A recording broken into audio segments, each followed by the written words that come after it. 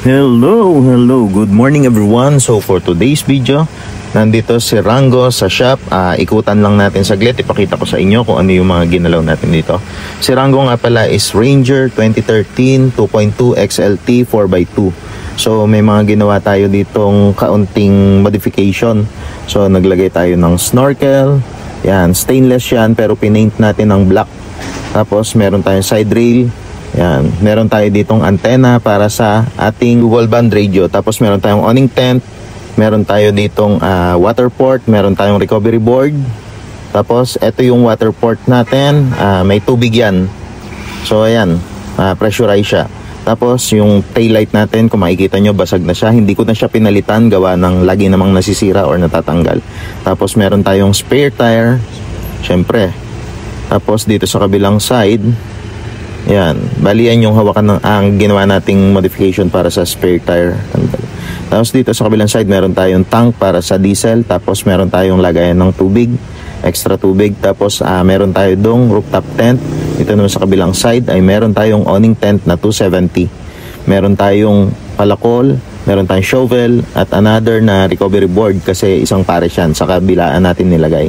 So dito naman sa may bandang ilalim, ayan makikita nyo, ang ginamit na nating differential is pang patrol. Tapos ito, kung makikita nyo to, meron tayo ditong mga shackle. Tapos meron tayo ditong minodify at nilagay na panghila natin na tow bar. So nakalagay siya sa ilalim para kung kailanganin, tatanggalin na lang.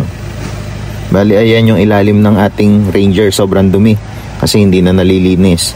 Tapos dito naman sa ilalim, ipakita ko sa inyo, meron tayo dito air suspension pero ginamit natin to as a damper lang. So dito naman sa unahan, kung makikita nyo, yan, mga tires tayo ng 38. Tapos ang rim natin is 15 beadlock steel.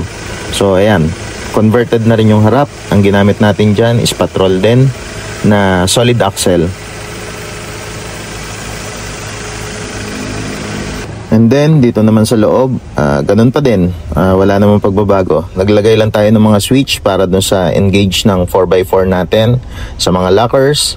Tapos yan, wala namang bago dito sa loob. So ganun pa rin naman siya. Ang nabago lang is yung transmission niya. Gumamit tayo ng pang Hilux or pang 1kc. Tapos ayan, yan ang itsura ni Rango. Meron din tayo ditong nilagay na winch. Tapos ayan, stabilizer link. So, ang drag link natin, ang ginamit natin is aluminum, care of Bro Hifney. So, sobrang tibay na yan. Aluminum yan. Bali, 2 piraso. Isa sa harap, tsaka isa doon sa likod. So, yan. Naka-heim joints na rin siya. Ito yung sa likod, ipakita ko. Bali, ayan yung ating drag link sa likod. So, naka-heim na rin yan. Parehas, harap at likod. Tapos, ayan. Ayan yung ilalim niya, kung makikita nyo. Yan, talagang sobrang dumi lang kasi hindi na nalilinis kasi palagi naman siyang madumi. At ayan, yan ang itsura ni Rango, inopera na. Dito naman sa engine, wala namang pinagbago. So same engine pa rin naman siya, walang difference. Yan, ang difference lang niya, lagi ring madumi, laging puro putik kasi hindi na nalilinis. Pero so far so good naman, all stock lahat. Walang ginamit. Siguro nagpalit lang ako mga piping. Meron akong kaunting upgrade dito sa engine. Nagpalit ako ng intercooler na mas malaki. Pero aside from that, wala naman na akong binago dito. So yan yung kaunting modification na ginawa natin dito kay Rango. Ang Ranger na 2.2 XLT 4x2. Thank you very much. Ingat po tayong lahat and God bless.